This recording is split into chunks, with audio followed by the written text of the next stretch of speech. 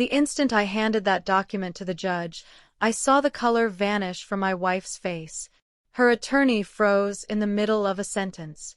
The judge glanced over the first 2 lines, then rose, his tone sharp and cutting. "No one moves. Close the doors immediately." That's when the military police stepped into the courtroom. But I'm jumping ahead. I returned home from Afghanistan to find the driveway empty. The kids weren't there. No welcome, no hugs, just silence. Inside, the fridge was only half stocked, like someone had packed up in a rush. Our wedding photo was missing from the mantel. In its place was a dusty square, a scar that refused to heal. 3 days later, she handed me the papers. "I've met someone," she said, avoiding my gaze. "He's better. He's here." No tears. No apologies. Just the pen sliding across the table like it was routine.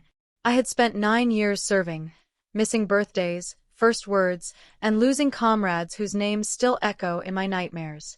Yet, holding that paper, I felt nothing. Not yet.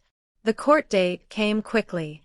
She moved with the precision of someone who'd practiced this. She wanted the house.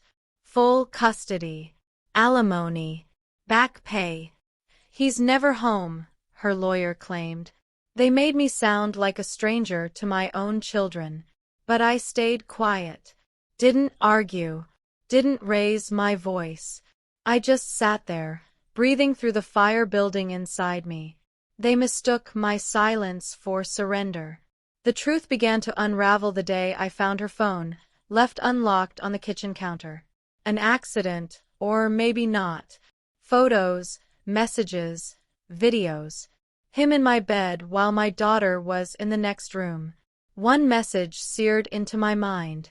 "He's deploying again next week. We'll have the whole house." I read it 3 times before setting the phone down carefully, like it might explode.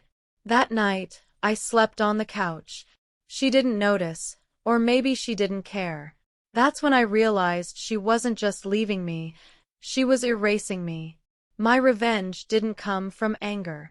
It came from clarity. I started quietly documenting everything, every conversation, every inconsistency. I reached out to a friend, J.A., a military officer and former roommate, to ask about surveillance laws, custody loopholes, and fraud. Then I made another call. C, from the Criminal Investigation Division, answered. It turned out the man she was involved with was an active-duty Army captain, her superior officer, who was already married with 2 children. In the military, adultery isn't just frowned upon, it's a violation of the Uniform Code of Military Justice. It counts as fraternization and conduct unbecoming an officer, offenses that can end careers. I handed over the messages, photos, dates, and names to see. Then I waited. At court, she showed up wearing a white blouse, as if mourning a loss. Her lawyer was polished, loud, and confident. They portrayed me as absent, emotionally distant, unstable.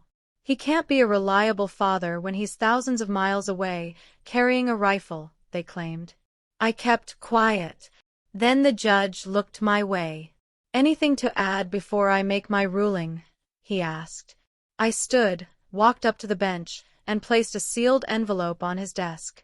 "I believe this will change the court's perspective." The judge opened it, scanning the first line. His eyes locked onto mine. Then he read on, slowly, carefully. His voice cut sharply through the courtroom. "Bailiff, lock the doors." The MPs arrived in minutes. The captain, her lover, waited in the hallway to support her. He never made it to his seat.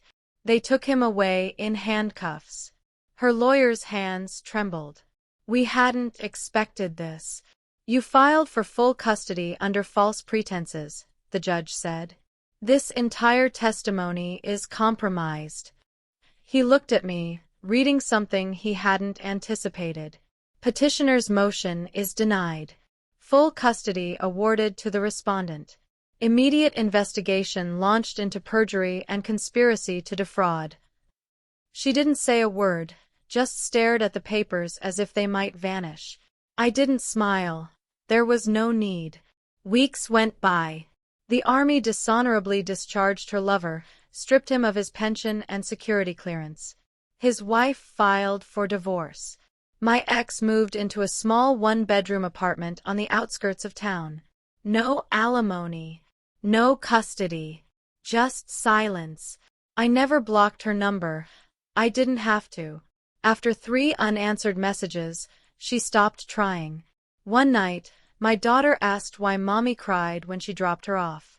I told her, sometimes people cry when they realize what they've lost. I still keep the envelope the judge opened. It's empty now, but that moment, the widening of her eyes, the gavel pounding, the slow, crushing collapse of everything she tried to take, that moment was full. Full of justice. Full of peace. Full of silence that finally meant victory. I didn't lose my family. I took it back.